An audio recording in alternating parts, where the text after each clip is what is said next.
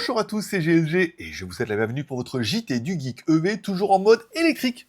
Aujourd'hui, on parle d'une grande nouvelle pour les propriétaires de voitures électriques, bon, notamment des voitures Xiaomi et les Chinois, pour l'instant uniquement. Car oui, leurs véhicules se connectent désormais au réseau de recharge de NIO, de XPeng et de Li Auto en Chine. Alors, c'est certainement en fait le but de démocratiser un petit peu tout ça, mais avec déjà 36 500 bornes supplémentaires en une seule journée. Voilà, au lieu d'investir encore une fois massivement dans ses propres bornes, il faut peut-être mieux s'allier avec les autres, ce qui paraît un peu plus intéressant. On va voir ça un petit peu dans cette news.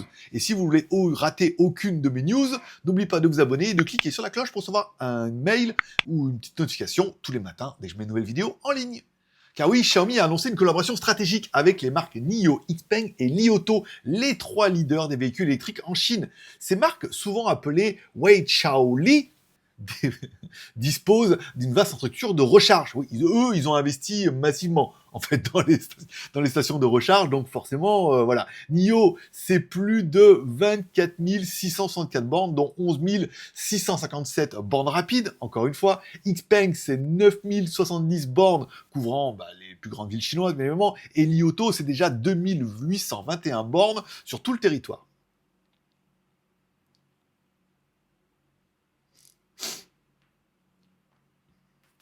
Donc avec cette collaboration, Xiaomi ajoute donc 36 555 bornes accessibles à ses véhicules électriques, sans avoir à construire son propre réseau. C'était pas facile.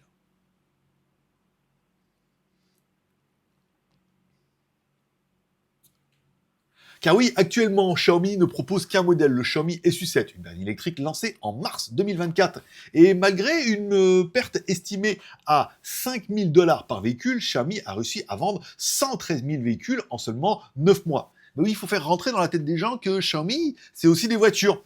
Et donc du coup, le tarif est un argument. Concernant les prix, on est entre 215 900 et 299 800 yuan. Si on prend la conversion en dollars, ça ferait du 29 600 à 41 000 $. C'est le prix d'une Tesla. Encore une fois, même moins cher qu'une Tesla. Enfin, encore une fois, en Chine. Voilà. Objectif annuel, vendre 130 000 unités pour 2024. Mais surtout, grâce à ce partenariat, les propriétaires de Xiaomi SU7 peuvent désormais accéder à des bornes partout en Chine. Parce que c'est le stress dans le monde entier, hein. Ces bornes de recharge, il n'y a jamais de borne, on n'a jamais la carte, on n'a jamais l'abonnement, ça marche pas, ça charge vite, ça charge pas vite, voilà. Là, l'intérêt de s'associer avec les géants du marché, Xiaomi, ça va faire des économies. Alors certes, ils vont pas gagner d'argent sur la recharge, mais ils vont pas en dépenser en infrastructure, et quand bien même ça leur coûterait de l'argent, ça ferait tellement plaisir à leurs clients. Aujourd'hui, un client content, c'est un client qui revient. Je suis pas sûr. Bon, si on doit les comparer un petit peu avec la concurrence, Xiaomi se positionne face aux autres acteurs. Si on parle à NIO, NIO 24 664 bornes, ok, XPeng 9000 bornes, Li Auto 2821 bornes, et Xiaomi, grâce à ce partenariat stratégique, arrive avec un chiffre en disant, nous, si vous achetez une voiture Xiaomi, vous pouvez vous recharger dans 36 555 bornes, encore une fois, via un partenariat, mais le plus important, ce n'est pas la rose, c'est bien évidemment de pouvoir recharger sa voiture. Xiaomi se démarque donc par son approche de collaboration, et surtout avec un prix compétitif. Mais pourra-t-elle rattraper ses concurrents sur le terrain de l'innovation?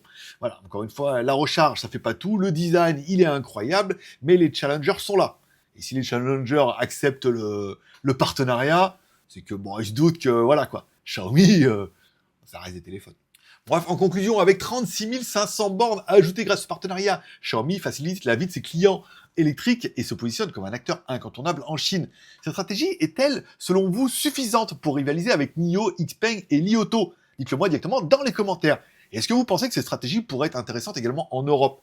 Alors en Europe, je ne crois pas qu'il y ait des marques qui fassent directement leur propre chargeur. Vous me direz ça. Il y a beaucoup de challengers outside, mais ça pourrait être intéressant, justement, avec les marques de voitures, et je pense qu'elles le font déjà, de s'associer avec des marques de chargeurs. Mais je crois qu'elles le font déjà, mais elles le font pas bien. Voilà, encore une fois, dites-moi ça dans les commentaires. Merci de laisser un pouce en l'air ou un pouce en bas, car ici, tous les pouces sont permis. Pensez à vous abonner pour ne louper aucune de mes vidéos sur les innovations high-tech et les véhicules électriques.